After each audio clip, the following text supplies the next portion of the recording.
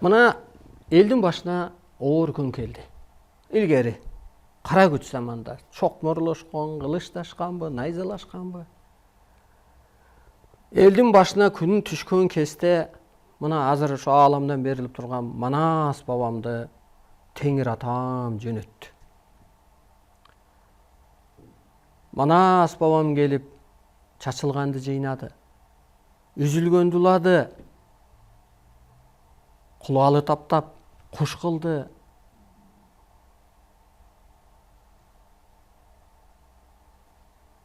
Журтту бириктирди. Көрдүңүзбү? Баатыр келгенде ал согуша тургудай, ал жеңгидей, ал результат кылгыдай душман болгон экен. Ошондой заман болгон экен. Бир кезде эл бусулду. Кыргыз эми ал деңгээлге түшкөн эмес, мүмкүн кайсы бир дин түшкөн чөйрөгө. Асмандагы Теңир ата ал жака пайгамбарына жөнөттү. Энергия берди, кудурет берди. Ал илими менен, энергиясы менен, тили менен адамзатты өстүрдү. Сен кылыч менен өстүрө албайсың да. Тил менен, билим менен, ак караны таанытуу менен, айырмалоо менен өстүрдү. Баягы билими бар миңди жыгат дегендей, пайгамбар миңди жыкты. Баатыр баягы билеги күчтүү бирди жыгат дегендей. Көрдүңүзбү муну? Демек, баатыр пайгамбардын ролун аткара албайт, пайгамбар баатырдын ролун аткара албайт. Өстүрдү. Аңгыча чөйрө өскөндө ааламдан буйрулуп техниктер көбөйдү, окумуштуулар көбөйдү.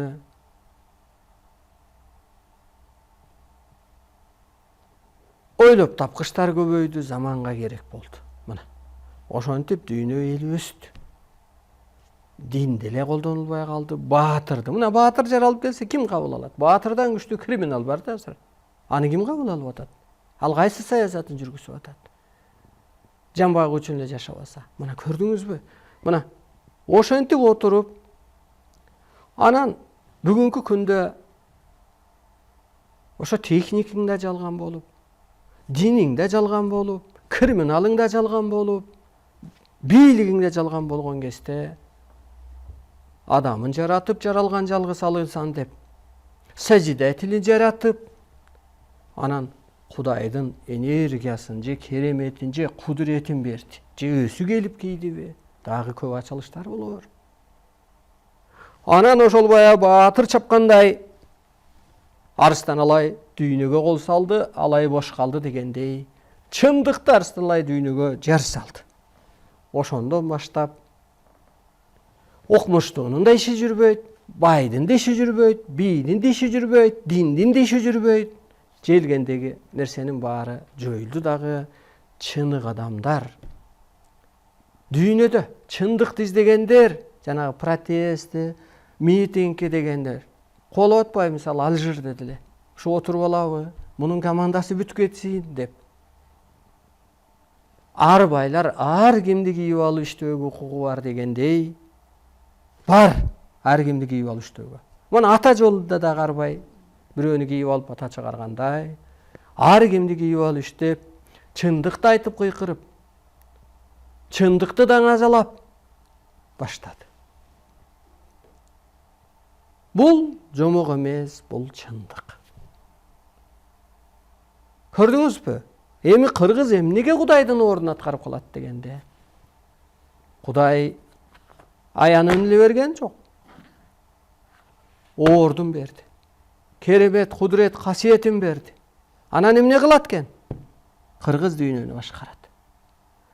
Арыстан алай арбайлардын ханы. Мына ойлойсуң, бул жомок окшош. Чын эле. Мага кимдер кызмат кылып атат? Аалам күчтөрү, табият күчтөрү, ыйык адам күчтөрү. Кудайга алар кызмат кылчу беле?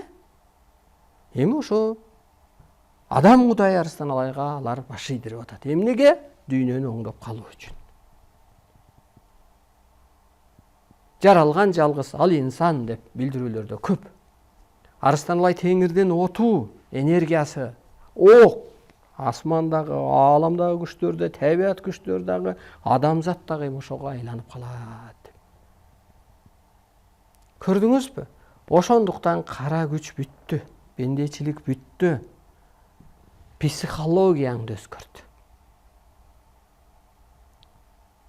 Мына кыргыз дүйнөнү башкарат десе, дүйнөгө азыр